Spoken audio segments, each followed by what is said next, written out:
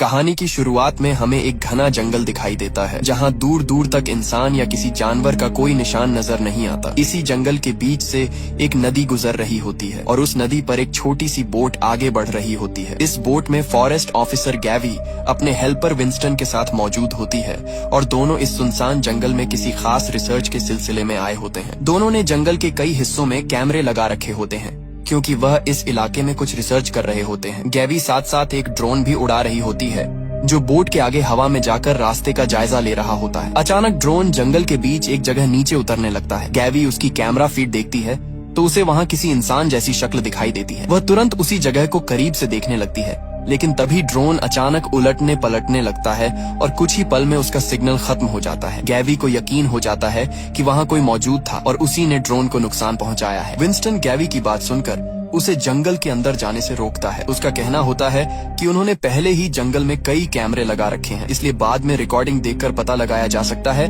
कि वहाँ क्या हुआ था। लेकिन गैवी ड्रोन को छोड़ने के लिए तैयार नहीं होती और उसे यकीन होता है कि वह ज्यादा दूर नहीं गिरा होगा। वह बोट से उतरकर जंगल के अंदर उसकी तलाश में चली जाती है और विंस्टन को दूसरी तरफ से बोट लेकर आने के लिए कहती है। कुछ ही दूर जाने के बाद गैवी के फोन का सिग्नल भी गायब हो जाता है, लेकिन वह ड्रोन की तलाश जारी रखती है। दूसरी तरफ विंस्टन तय जगह पर पहुंचकर गैवी का इंतजार करने लगता है। इंतजार के दौरान वह पास लगे कैमरे की मेमोरी निकालने लगता है ताकि उसमें रिकॉर्ड हुई चीजें देख सके। तभी उसकी नजर कैमरे के लेंस पर पड़े कीचड़ पर जाती है और वह सोचने लगता है कि आखिर किसी ने इस कैमरे को जानबूझकर ढका क्यों है। इसी जंगल के दूसरे हिस्से में दो आदिवासी चुपचाप आगे बढ़ रहे होते हैं। उनमें से एक ने गैवी का ड्रोन अपनी पीठ पर बांध रखा होता है और दोनों रास्ते में लगे उन तमाम कैमरों के लेंस पर कीचड़ लगाते जा रहे होते हैं जिन्हें गैवी और विंस्टन ने जंगल में लगाया था। कुछ देर बाद दोनों एक ऐसे पेड़ के पास पहुंचते हैं जिस पर बड़ी तादाद में पीले रंग के मशरूम उगे हुए होते हैं। दोनों अपने चेहरे पर मास्क जैसा कपड़ा लगा लेते हैं और उनमें से एक मशरूम तोड़ता है। मशरूम टूटते ही उसे पीले रंग की बारीक धूल निकलकर हवा में फैलने लगती है। इसी दौरान बुजुर्ग आदिवासी की नजर पास पड़े एक प्लास्टिक कवर पर पड़ती है जिसे वह उठाकर अपने पास रख लेता है। वहाँ से निकलने से पहले दोनों जमीन पर एक ट्रैप भी तैयार करते हैं और फिर जंगल के अंदर आगे बढ़ जाते हैं। उधर गैवी अब रास्ता पूरी तरह खो चुकी होती है और वॉकी टॉकी पर बार बार विंस्टन को पुकार रही होती है, लेकिन विंस्टन अपना वॉकी टॉकी बोट में ही छोड़ चुका होता है। गैवी आगे बढ़ते हुए अचानक देखती है कि पास की झाड़ियों में कुछ हिल रहा है। वह रुककर उसी तरफ देखने लगती है और अब उसे विंस्टन की चेतावनी सही लगने लगती है। वह अपने फोन को देखते हुए आगे बढ़ती है, तभी उसका पैर अचानक जमीन के नीचे छिपे ट्रैप पर पड़ जाता है। अगले ही पल लकड़ी का नुकीला हिस्सा उसके पैर में घुस जाता है और दर्द से उसकी हालत खराब हो जाती है। गैवी इतनी तकलीफ में होती है कि ठीक से चीख भी नहीं पाती और बस विंस्टन का नाम लेती रहती है। कुछ देर बाद वह किसी तरह उस लकड़ी को पैर से निकाल देती है और दर्द की वजह से उसकी चीख जंगल में गूंज उठती है।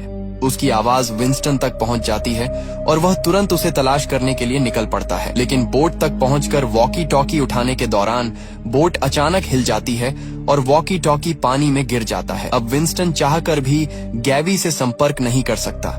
धीरे धीरे जंगल में अंधेरा उतरने लगता है और घायल पैर की वजह से गैवी के लिए चलना मुश्किल हो जाता है। तभी उसे पेड़ों पर फैले वही पीले मशरूम नजर आते हैं जिनसे पीली धूल निकल रही होती है। दूसरी तरफ विंस्टन जंगल के अंदर दौड़ता हुआ गैवी को खोज रहा होता है, लेकिन अचानक उसे महसूस होता है कि कोई चीज उसके आसपास मौजूद है। घबराहट में वह कीचड़ में गिर जाता है और उसी वक्त उसे पास से एक अजीब आवाज सुनाई देती है। वह टॉर्च उस तरफ करता है तो पेड़ के पास उसे एक खौफनाक शक्ल दिखाई देती है। विंस्टन डरकर वहां से भागता है और एक पेड़ के पीछे छिप जाता है। उधर गैवी एक छड़ी का सहारा लेकर किसी तरह आगे बढ़ती है और उसे जंगल के बीच एक छोटा सा घर दिखाई देता है। वह दरवाजा खोलने की कोशिश करती है, लेकिन दरवाजा नहीं खुलता, इसलिए वह उसे तोड़कर अंदर चली जाती है और दर्द से वहीं लेट जाती है। लेकिन उसी वक्त घर का दरवाजा खुलता है और दो आदिवासी अंदर दाखिल हो जाते हैं। वे गैवी पर चाकू तानकर पूछते हैं कि वह कौन है और उसके साथ कितने लोग यहाँ आए हैं। गैवी बताती है कि वह फॉरेस्ट ऑफिसर है और उसका साथी विंस्टन जंगल में कहीं खो गया है। बुजुर्ग आदिवासी उसकी बात सुनने के बाद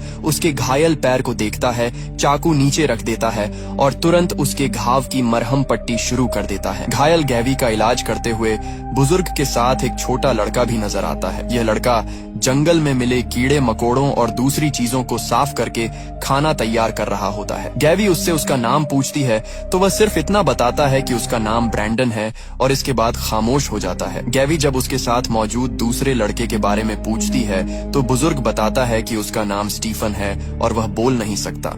इलाज पूरा होने के बाद ब्रैंडन गैवी के लिए खाना लेकर आता है, लेकिन खाने में कीड़े पड़े होते हैं। बुजुर्ग उसे समझाता है कि यह जंगल है और यहाँ शहर जैसा खाना नहीं मिलेगा, इसलिए अगर उसे जिंदा रहना है तो उसे यही खाना होगा। इसके बाद तीनों चुपचाप खाना शुरू कर देते हैं।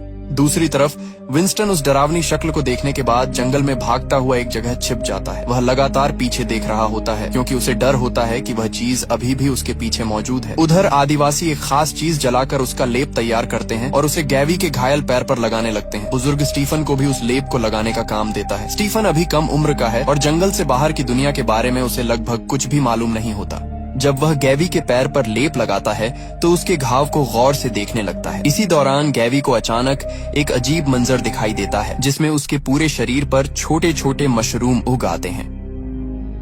वह घबराकर उठती है तो देखती है कि उसके शरीर पर सच में मशरूम जैसे उभार दिखाई दे रहे हैं। गैवी उन्हें नोचकर निकालने की कोशिश करती है, लेकिन उसके साथ त्वचा भी निकलने लगती है और खून आने लगता है। वह चीखते हुए उन सभी को हटाती है और फिर उसकी आंख खुल जाती है। इसके बाद जंगल में स्टीफन और उसका पिता एक जानवर का शिकार करने के लिए निकलते हैं। वहीं गैवी उठकर विंस्टन से संपर्क करने की कोशिश करती है, लेकिन उसके वॉकी टॉकी तक कोई सिग्नल नहीं पहुंचता। उसे समझ आता है कि अगर विंस्टन उसकी आवाज नहीं सुन सकता तो उसे खुद कोई ऐसा तरीका बनाना होगा जिससे उसे अपने होने का पता चल सके। गैवी घर के अंदर पड़ी कुछ चीजें इकट्ठी करती है और उन्हें जला देती है, जिससे घर से काफी धुआं निकलने लगता है। दूसरी तरफ स्टीफन और बुजुर्ग एक हिरन का शिकार कर चुके होते हैं। वे उसके शरीर से खाना निकालते हैं और उसका खून एक पेड़ पर चढ़ाते हैं। उनकी इस हरकत से साफ होता है कि यह सिर्फ शिकार नहीं बल्कि उनके लिए किसी रस्म का हिस्सा है। इसी दौरान स्टीफन की नजर दूर अपने घर से उठते धुएं पर पड़ती है।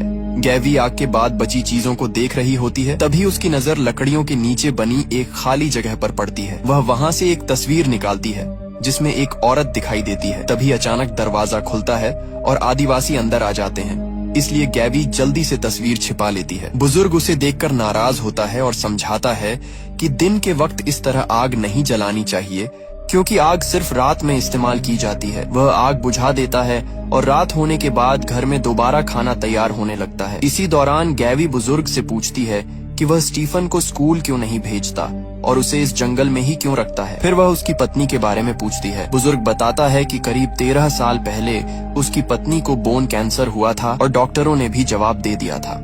उसकी आखिरी इच्छा थी कि वह कुछ वक्त इस तरह के शांत जंगल में बिताए, इसलिए दोनों यहाँ आए थे। बुजुर्ग इस जंगल के पेड़ों पर रिसर्च भी करता रहा और पत्नी की मौत के बाद वह स्टीफन के साथ यहीं रहने लगा। गैवी फिर उससे पूछती है कि पत्नी की मौत के बाद वह वापस शहर क्यों नहीं गया। बुजुर्ग जवाब देता है कि उसने इसी जंगल में भगवान को देखा है। ये सुनकर गैवी हैरान रह जाती है, लेकिन उसकी हैरानी तब और बढ़ जाती है जब वह अपने घायल पैर को देखती है। कुछ समय पहले जिस पैर पर गहरा जख्म था वह अब लगभग पूरी तरह भर चुका होता है और घाव का कोई निशान तक नहीं बचा होता। इसी दौरान स्टीफन गैवी के लिए लकड़ी से कुछ बनाकर देता है और उसका खास ख्याल रखता है। गैवी को धीरे धीरे उसके साथ रहने में आसानी होने लगती है, लेकिन फिर भी उसे इस जंगल में बंद होने जैसा महसूस होता है। दूसरी तरफ विंस्टन की हालत लगातार खराब होती जा रही होती है। उसके चेहरे पर अब मशरूम पूरी तरह फैल चुके होते हैं और उसके शरीर की जड़ें भी आगे बढ़ रही होती हैं। वह दर्द में बैठा रहता है और हिलने तक की हालत में नहीं होता। रात के वक्त गैवी गहरी नींद में सो रही होती है, तभी उसके शरीर की तरफ एक जड़ धीरे धीरे बढ़ती हुई आती है। बुजुर्ग की नजर समय रहते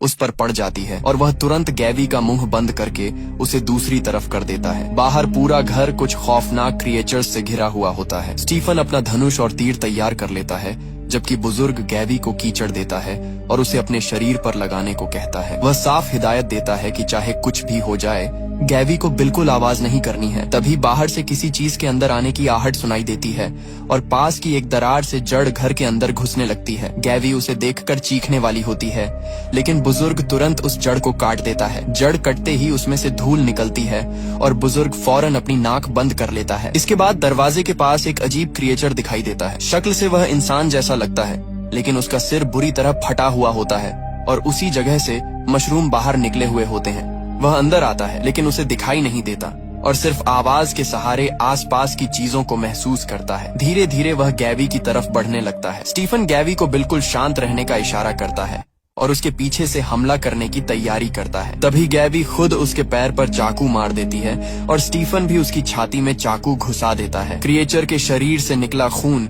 गैवी के सिर पर गिर जाता है। बाप और बेटा मिलकर उसे पीछे हटने पर मजबूर कर देते हैं और आखिरकार वह वहां से निकल जाता है। उसके जाने के बाद दोनों दरवाजा बंद कर देते हैं। स्टीफन तुरंत गैवी के कपड़े बदलवा कर उसके ऊपर चादर डाल देता है और उसके चेहरे से उस क्रिएचर का खून साफ करने लगता है ताकि उस खून की वजह से उसे कोई संक्रमण न हो जाए। बुजुर्ग इस पूरी हालत को देखकर अपने बेटे को देखता रहता है और फिर क्रिएचर का खून अपने शरीर से साफ करके एक बोतल में जमा कर लेता है। गैवी अब पूरी तरह उलझ चुकी होती है, इसलिए वह उससे पूछती है कि इस जंगल में आखिर हो क्या रहा है। बुजुर्ग उसे बताता है कि यहाँ एक खतरनाक फंगस मौजूद है जो बहुत तेजी से फैलता है और आखिरकार इंसानों के शरीर तक पहुँच जाता है। लेकिन गैवी को अब भी उसकी भगवान वाली बात समझ नहीं आती। तब बुजुर्ग अपनी बात आगे बढ़ाते हुए कहता है कि जमीन के नीचे एक बहुत बड़ा जीव मौजूद है जो किसी तरह बाहर निकलने का रास्ता तलाश रहा है। उसके मुताबिक जंगल में होने वाली ये सारी चीजें उसी आने वाली तबाही के संकेत हैं और यहाँ दिखाई देने वाले फंगस तथा मशरूम उसी बड़े जीव के छोटे हिस्से हैं। गैवी उसकी बातें सुनती रहती है लेकिन उसे यकीन नहीं होता कि बुजुर्ग सच बोल रहा है या किसी वहम में जी रहा है। रात में सभी सो जाते हैं और गैवी को फिर अजीब ख्वाब आने लगते हैं। उसे महसूस होता है कि उसके शरीर के अंदर भी वही जड़ें फैल रही हैं। अचानक उसकी आंख खुलती है तो स्टीफन उसके पास बैठा हुआ दिखाई देता है। वह गैवी के लिए खाना लाता है और उसके करीब आने की कोशिश करता है, लेकिन गैवी उसे अभी भी एक छोटे लड़के की तरह ही देखती है और उसी अंदाज में उससे मजाक करती है। इसके बाद गैवी उसे अपने मोबाइल की तस्वीरें दिखाती है। स्टीफन के लिए ये तस्वीरें किसी दूसरी दुनिया जैसी होती हैं, क्योंकि उसने जंगल के बाहर की जिंदगी कभी देखी ही नहीं। एक तस्वीर में गैवी एक कार के पास खड़ी होती है और स्टीफन उसे देखकर कार को ही किसी खौफनाक जीव जैसा समझ लेता है। तभी बुजुर्ग अंदर आ जाता है और अपने बेटे को फोन देखते हुए देखकर गुस्से में आ जाता है। वह फोन गैवी के हाथ से लेता है और जमीन पर पटक देता है। इसके बाद वह गैवी को डांटते हुए कहता है कि उसने अपने बेटे को बहुत अलग तरीके से पाला है और वह नहीं चाहता कि गैवी उसे बाहर की दुनिया की चीजें दिखाए। आखिर में वह स्टीफन को भी अपने साथ बाहर चलने के लिए कहता है। अगले दिन बुजुर्ग स्टीफन को जंगल के अंदर एक खास जगह पर ले जाता है। स्टीफन एक तरफ चुपचाप बैठ जाता है और बुजुर्ग एक पेड़ के पास जाकर अपनी रस्म शुरू करता है। रस्म पूरी करने के बाद वह उस बोतल में रखा क्रिएचर का खून पेड़ के एक बड़े छेद के अंदर डाल देता है। खून अंदर जाते ही पेड़ के भीतर से एक नया मशरूम उग आता है। बुजुर्ग उस मशरूम को तोड़कर खाता है और फिर उसका हिस्सा स्टीफन को भी देता है। इसी दौरान गैवी घर में अपने टूटे हुए फोन के टुकड़े जमा कर रही होती है। तभी उसकी नजर बुजुर्ग की डायरी पर पड़ती है। वह डायरी खोलकर पढ़ने लगती है और उसे एहसास होता है कि बुजुर्ग बाहर की दुनिया से बेहद नफरत करता है और उसने इसी जंगल को अपनी पूरी दुनिया मान लिया है। तभी उसे पता चलता है कि स्टीफन और उसका पिता पीछे खड़े हैं और उसे डायरी पढ़ते देख रहे हैं। गैवी अपने हाथ की तरफ देखती है तो वहाँ फंगस उगता हुआ नजर आता है। वह उसे निकालने की कोशिश करती है, लेकिन स्टीफन घबराकर उसके पास आता है और उसके हाथ को चाटने लगता है। बुजुर्ग यह देखकर अपने बेटे की हरकत को अलग नजर से देखता है। फिर वह गैवी से कहता है कि वह यहाँ काफी वक्त रह चुकी है और अब उसे जंगल छोड़ देना चाहिए। वह खुद उसे सुरक्षित जगह तक छोड़ने की बात करता है, जबकि स्टीफन गैवी से अलग होने के लिए तैयार नहीं होता।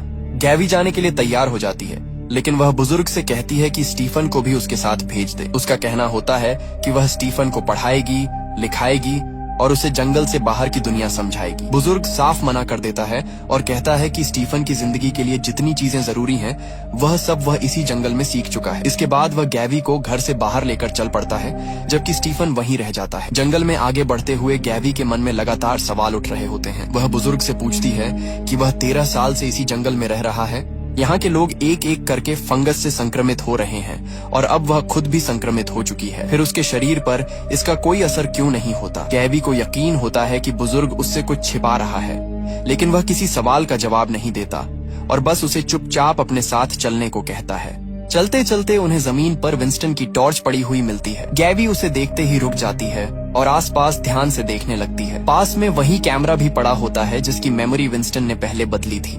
गैवी तुरंत कैमरे से मेमोरी कार्ड निकाल लेती है और समझ जाती है कि विंस्टन शायद इसी इलाके में मौजूद है। वह उसे तलाशने के लिए आगे बढ़ती है, लेकिन बुजुर्ग पीछे से उसे रोकता है और कहता है कि उस तरफ नहीं जाना चाहिए क्योंकि वहाँ वे सभी मौजूद हैं। गैवी फिर भी आगे बढ़ती है और कुछ दूरी पर उसे विंस्टन जमीन पर पड़ा हुआ दिखाई देता है। उसका पूरा शरीर फंगस और मशरूम से ढक चुका होता है। विंस्टन गैवी को देखकर उसे अपनी जान लेने की गुहार लगाता है और कहता है कि वह इस दर्द को और सहन नहीं कर सकता। गैवी उसे बचाने का भरोसा देती है और कहती है कि अब वह उसके पास आ चुकी है, इसलिए किसी भी तरह उसे यहाँ से बाहर ले जाएगी। विंस्टन लगातार मौत की मांग करता रहता है। तभी बुजुर्ग अपना तीर निकालकर उसके मुंह के पास रख देता है। विंस्टन भी उसे रोकता नहीं और खुद ही जल्दी खत्म करने के लिए कहता है। बुजुर्ग तीर को आगे बढ़ाने ही वाला होता है कि जंगल के अंदर से कुछ भयानक आवाजें आने लगती हैं। बुजुर्ग गैवी से कहता है कि अब यहाँ रुकना ठीक नहीं और दोनों को वापस चलना होगा। अंधेरा होने से पहले वे किसी तरह घर लौट आते हैं। रात में गैवी लेटी हुई होती है,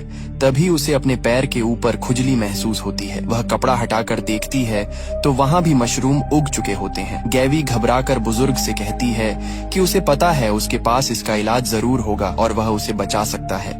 बुजुर्ग उसकी तरफ देखता है लेकिन कोई जवाब दिए बिना गुस्से में घर से बाहर चला जाता है। गैवी स्टीफन से पूछती है कि उसका पिता इस वक्त कहाँ जा रहा है। स्टीफन बताता है कि वह अपनी माँ के सामने पूजा करने जा रहा है। ये सुनकर गैवी चौंक जाती है और पूछती है कि क्या उसकी माँ अभी जिंदा है। स्टीफन साफ कहता है कि उसकी माँ जिंदा है। दूसरी तरफ बुजुर्ग एक पेड़ के पास पहुंचता है और वहां मांस का एक टुकड़ा भेंट के तौर पर रखकर अपनी रस्म शुरू कर देता है। इसके बाद वह पेड़ के अंदर बने छेद की तरफ देखता है। पहले हर बार उसकी भेंट के बाद पेड़ के भीतर से मशरूम निकलता था, लेकिन इस बार वहाँ कुछ भी नहीं उगता। ये देखकर बुजुर्ग परेशान हो जाता है और गुस्से में चीखने लगता है।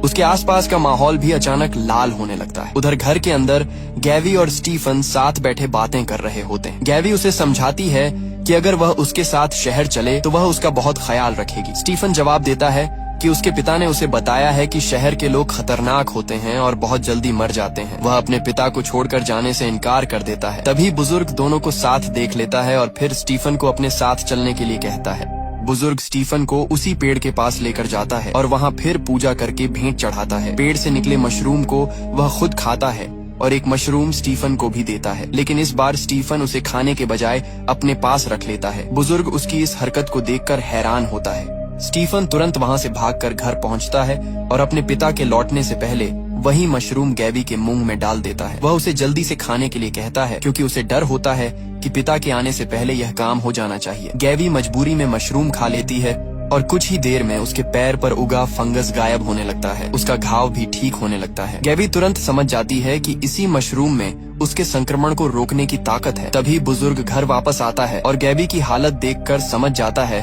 कि स्टीफन ने उससे कुछ छिपा कर किया है। इसके बाद गैवी और स्टीफन एक दूसरे के और करीब आने लगते हैं। स्टीफन उसे तीर चलाना सिखाता है और दोनों जंगल में साथ घूमने लगते हैं। गैवी और स्टीफन जंगल में घूमते हुए एक बहुत बड़े पेड़ के पास पहुंचते हैं। पेड़ की मोटी जड़ों को देखकर गैवी को अजीब एहसास होता है क्योंकि उनका आकार इंसानी शरीर जैसा लग रहा होता है। स्टीफन उसे बताता है कि यही उसकी माँ है। गैवी ये सुनकर बिल्कुल चौंक जाती है। वह पेड़ की जड़ों को गौर से देखती है तो उनमें स्टीफन की माँ की अंगूठी दिखाई देती है और उसके पुराने कपड़े भी जड़ों के बीच लिपटे हुए होते हैं। अब गैवी को समझ आता है कि स्टीफन की माँ भी इस फंगस से संक्रमित हुई थी और वक्त के साथ उसका शरीर इसी पेड़ का हिस्सा बन चुका है। इसी पेड़ पर उगने वाले मशरूम खाकर बुजुर्ग इतने सालों से खुद को मजबूत और सेहतमंद रखे हुए था। ये सब देखने के बाद गैवी और स्टीफन वापस घर लौट आते हैं। घर पहुंचने के बाद बुजुर्ग बिल्कुल सामान्य तरीके से बैठा हुआ होता है। गैवी चुपचाप जंगल के कैमरे से निकाला हुआ मेमोरी कार्ड अपने फोन में लगा देती है। कार्ड चलते ही उसे रात के वक्त जंगल की रिकॉर्डिंग दिखाई देने लगती है। पूरी रात जंगल में कई खौफनाक क्रिएचर्स घूम रहे होते हैं और उनकी हरकतें देखकर गैवी समझ जाती है कि यहाँ का खतरा उसकी सोच से कहीं बड़ा है। वह बुजुर्ग से पूछती है कि आखिर ये जीव क्या है। बुजुर्ग डरते हुए उसे बताता है कि ये उसी बड़े जीव से जुड़े हुए हिस्से हैं जो जमीन के नीचे मौजूद है और किसी दिन बाहर निकलने की कोशिश करेगा। उसके मुताबिक जो कुछ गैवी अभी देख रही है, असली जीव उसके मुकाबले 1000 गुना ज्यादा भयानक होगा और अगर वह बाहर आ गया तो इंसानों का कोई निशान बाकी नहीं रहेगा। गैवी बुजुर्ग से पूछती है कि अगर ऐसा खतरा सच में मौजूद है तो उससे बचने का कोई तरीका भी होना चाहिए। बुजुर्ग इसके जवाब में बाहर की दुनिया को ही कोसने लगता है। वह कहता है कि शहर के लोग पत्थर की तरह एक जगह बैठे रहते हैं, हर वक्त फोन में लगे रहते हैं और खाना तक घर से बाहर निकलकर नहीं बल्कि बैठे बैठे मंगवा लेते हैं। उसके मुताबिक लोग जिस आराम को जिंदगी की खुशी समझते हैं असल में मौत उनकी तरफ बढ़ रही होती है। गैवी उसकी ये बातें सुनकर परेशान हो जाती है और फिर पूछती है कि आखिर यहाँ से बचकर निकलने का रास्ता क्या है। बुजुर्ग कहता है कि उसे उस भगवान पर यकीन करना होगा जिसे वह खुद मानता है। गैवी उस भगवान को अपनी आंखों से देखना चाहती है, इसलिए बुजुर्ग उसे अपनी एक खास रस्म में शामिल करने के लिए तैयार हो जाता है। रात में बुजुर्ग गैवी के चेहरे पर अलग अलग रंग लगाता है और फिर एक पाइप की मदद से उसके अंदर कोई पाउडर फूंकता है। इसके असर से गैवी को अजीब मंजर दिखाई देने लगते हैं और उसे महसूस होता है जैसे वह किसी दूसरी दुनिया में पहुंच चुकी हो। चारों तरफ अलग अलग तरह के फंगस दिखाई देते हैं और फिर गैवी खुद को एक बहुत बड़े पेड़ के सामने खड़ा देखती है। वह पेड़ को छूती है तो उसके सामने कई और अजीब विजुअल आने लगते हैं, जिनमें शरीर के अंदर फैलती चीजें और छोटे छोटे जीव दिखाई देते हैं। इन सब के बीच आखिर में उसे स्टीफन से जुड़ा एक डरावना मंजर दिखाई देता है, जिसमें उसके मुंह में एक तीर घुसा हुआ होता है। गैवी इस मंजर को देखकर बुरी तरह घबरा जाती है और अचानक उसकी आंखें खुल जाती हैं। अब उसे यकीन हो जाता है कि स्टीफन की जान किसी बड़े खतरे में है। गैवी के जागते ही उसके सामने स्टीफन और बुजुर्ग मौजूद होते हैं। बुजुर्ग समझ जाता है कि गैवी ने ऐसी चीजें देख ली हैं जिन्हें उसे नहीं देखना चाहिए था। वह कहता है कि गैवी अब जरूरत से ज्यादा जान चुकी है और उसका यहाँ रुकना सही नहीं होगा। वह उसे अगले दिन जंगल से चले जाने का हुक्म देता है। उसी रात बुजुर्ग अपनी रोज की तरह पेड़ के पास पूजा करने निकल जाता है। गैवी इसी मौके पर स्टीफन को अपने साथ चलने के लिए मनाती है। स्टीफन पहले तैयार नहीं होता, लेकिन गैवी उसे भरोसा दिलाती है कि अगर वह उसके साथ बाहर आया तो वह हमेशा उसका साथ देगी। आखिरकार स्टीफन उसके साथ जाने के लिए राजी हो जाता है। दोनों घर से निकलने की तैयारी करते हैं, लेकिन तभी बुजुर्ग अपनी पूजा पूरी करके वापस लौट आता है और दोनों को साथ देखकर रुक जाता है। बुजुर्ग वापस आते ही स्टीफन से पूछता है कि वह गैवी के साथ कहाँ जाने की तैयारी कर रहा है। गैवी तुरंत उसके सामने चाकू लेकर खड़ी हो जाती है और साफ कहती है कि यहाँ कोई भगवान नहीं है, बल्कि उसे लगता है कि बुजुर्ग ने खुद अपने लिए ये सारी रस्में बना ली हैं और अब उसे बाहर की दुनिया से डर लगने लगा है। वह उसे समझाती है कि जिस तरह उसने खुद को इस जंगल में कैद कर लिया है, उसी तरह स्टीफन की जिंदगी भी बर्बाद कर रहा है। गैवी उससे कहती है कि स्टीफन को उसके साथ जाने दे, क्योंकि वह उसकी पढ़ाई कराएगी और उसे जंगल से बाहर की दुनिया दिखाएगी।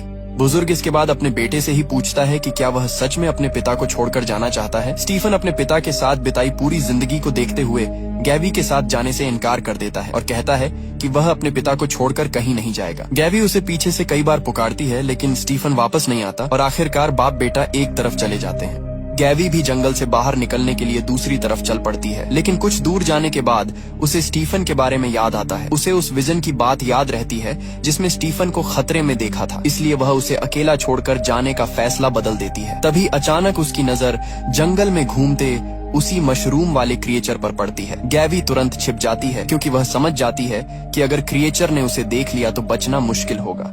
वह बिल्कुल शांत रहती है और क्रिएचर उसके पास से गुजर जाता है। उसके निकलते ही गैवी वापस उस घर में जाती है और वहां से धनुष और तीर उठा लेती है। अब वह सीधे स्टीफन को तलाश करने निकलती है, क्योंकि उसे मालूम होता है कि वह आखिर किस जगह मिलेगा। उधर स्टीफन उसी बड़े पेड़ के पास बैठा होता है जहां उसका पिता उसे लेकर आया था। बुजुर्ग स्टीफन की शर्ट उतार देता है और उसके साथ एक और रस्म करने की तैयारी करता है। तभी वह अचानक चाकू निकालकर स्टीफन के हाथ पर वार कर देता है और उसे बताता है कि जिस पल उसने जंगल से बाहर जाने का फैसला किया, उसी वक्त उसने अपनी पवित्रता खो दी थी। अब बुजुर्ग उसे भेंट के तौर पर चढ़ाने की तैयारी कर रहा होता है। वह स्टीफन को जमीन पर गिराकर दबा देता है और उसी वक्त पेड़ की जड़ें भी उसके शरीर को जकड़ने लगती हैं। स्टीफन बुरी तरह घबरा जाता है, क्योंकि अब उसका अपना पिता और वही पेड़ दोनों उसकी जान लेने पर तुले होते हैं। बुजुर्ग उसे आखिरी बार बेटा कहता है और फिर कुल्हाड़ी से उस पर वार करने वाला होता है, लेकिन तभी अचानक एक तीर आकर उसके पैर में जा लगता है। गैवी वहां पहुंच चुकी होती है और वही तीर उसने चलाया होता है। वह बुजुर्ग को स्टीफन से दूर रहने के लिए कहती है और उसके सामने खड़ी हो जाती है।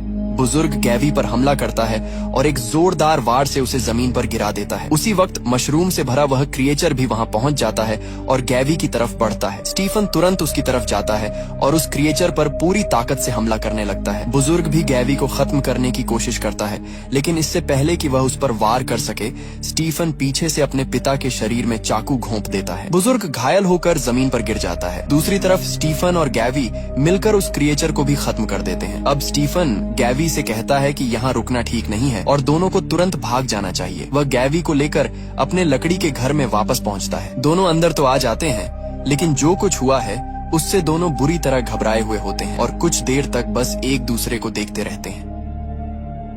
उधर जंगल में पड़ा बुजुर्ग धीरे धीरे आंखें खोलता है। उसकी पीठ पर अब फंगस पूरी तरह फैल चुका होता है और वह खून की उल्टियां करने लगता है। वह अपना निकला हुआ खून इकट्ठा करता है और उसे उसी पेड़ के अंदर डालने की कोशिश करता है, लेकिन इस बार पेड़ के अंदर से कोई मशरूम नहीं उगता। अब बुजुर्ग की हालत भी विंस्टन जैसी हो जाती है और उसका शरीर धीरे धीरे फंगस से ढकने लगता है। दूसरी तरफ गैवी भी अपने शरीर पर संक्रमण को फैलता हुआ देख रही होती है। उसे बुजुर्ग की लिखी हुई किताब मिलती है और उसमें दर्ज बातों से उसे पता चलता है कि इस फंगस का कोई स्थायी इलाज मौजूद नहीं है। इसे सिर्फ कुछ वक्त के लिए रोका जा सकता है। किताब में यह भी लिखा होता है कि जमीन के नीचे मौजूद वह जीव एक दिन जरूर बाहर आएगा और पूरी दुनिया को खत्म कर देगा। गैवी अब समझ जाती है कि इस हालत में वह जंगल से बाहर नहीं जा सकती, इसलिए वह यहीं रहने का फैसला करती है। स्टीफन लगातार उसका ख्याल रखता है और जितना हो सकता है उसे आराम देने की कोशिश करता है। वक्त गुजरता जाता है और गैवी के शरीर पर फंगस भी धीरे धीरे बढ़ता रहता है। आखिरकार वह इतनी ज्यादा संक्रमित हो जाती है कि उसे साफ एहसास हो जाता है कि अब उसकी हालत ठीक नहीं होने वाली। इसके बावजूद स्टीफन उसके पास रहता है और उसकी देखभाल करता रहता है। वह स्टीफन से खुद अपनी जान खत्म करने की गुजारिश करती है। वह उससे कहती है कि अब उस पर तरस करे और उसे इस तकलीफ से आजाद कर दे। स्टीफन उसके पास बैठा रहता है और उसे छोड़कर नहीं जाता। गैवी उसे समझाती है कि उसके लिए यहाँ अपनी पूरी जिंदगी गुजारना सही नहीं होगा। वह स्टीफन से कहती है कि उसकी जिंदगी अभी बहुत लंबी है और उसे जंगल के बाहर जाकर दुनिया देखनी चाहिए। उसके मुताबिक उसे अभी बहुत कुछ सीखना है और वह हमेशा इस जगह के अंदर बंद होकर नहीं रह सकता। गैवी की मौत के बाद स्टीफन पूरी तरह अकेला पड़ जाता है। अब घर में उसके साथ न गैवी होती है और न ही उसका पिता। वह कुछ वक्त तक उसी सुनसान जंगल में अकेले रहने लगता है। इसी दौरान वह अपने पिता की किताबें, डायरी और उससे जुड़ी दूसरी चीजें इकट्ठी करके घर के अंदर छिपा देता है। इसके बाद स्टीफन आखिरकार उस जंगल से बाहर निकलने का फैसला करता है। वह वहाँ से निकलकर शहर की तरफ जाने के लिए खड़ा होता है और पहली बार उस दुनिया की तरफ बढ़ता है जिसके बारे में गैवी उसे बताती रही थी। कुछ वक्त बाद स्टीफन को शहर के एक रेस्टोरेंट में बैठे हुए दिखाया जाता है। वह वहाँ बैठकर भरपेट खाना खा रहा होता है और उसके लिए यह सब बिल्कुल नया होता है क्योंकि उसने जिंदगी का ज्यादातर हिस्सा जंगल में गुजारा है। वह पहली बार इस तरह का खाना खा रहा होता है और बिना किसी झिझक के उसे खाता रहता है। खाना खत्म करने के बाद स्टीफन वहाँ से चला जाता है, लेकिन उसके जाने के बाद कैमरा उसकी प्लेट पर रुक जाता है। प्लेट में बचा हुआ खाना दिखाई देता है और उसी खाने पर वही फंगस उगता हुआ नजर आता है जिसे हम इस पूरी कहानी में जंगल के अंदर फैलते हुए देखते आए हैं। अब साफ हो जाता है कि जंगल की वह बीमारी सिर्फ उसी जगह तक सीमित नहीं रहने वाली। स्टीफन अनजाने में उस फंगस को जंगल से बाहर इंसानों की दुनिया तक ले आया होता है और अब उसके फैलने का रास्ता खुल चुका है। जिस संक्रमण को गैवी और स्टीफन ने जंगल के अंदर रोकने की कोशिश की थी वही अब शहर में पहुंच चुका होता है। कैमरा उसी बचे हुए खाने और उस पर उगते फंगस पर टिका रहता है और यहीं फिल्म खत्म हो जाती है।